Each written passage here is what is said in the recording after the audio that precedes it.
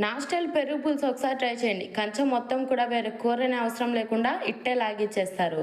First ఒక mixing బౌల్‌లోకి పెరుగు వేసుకొని విస్కర్‌తో ఉండలు లేకుండా ఈ విధంగా మంచిగా కలుపుకోవాలి.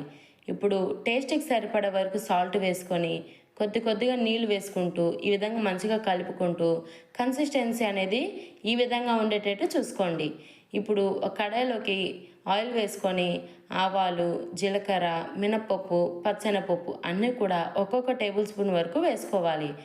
పప్పులనేటివి ఎర్రగా వేగిన తర్వాత 2 రెమ్మల కరివేపాకు, పచ్చిమిరపకాయలు, ఒక ఎండుమిరపకాయ వేసుకొని లైట్‌గా ఫ్రై చేసుకోవాలి. లైట్‌గా ఫ్రై చేసుకున్న తర్వాత పొడవుగా కట్ చేసుకున్న ఉల్లిపాయలైతే వేసుకోవాలి.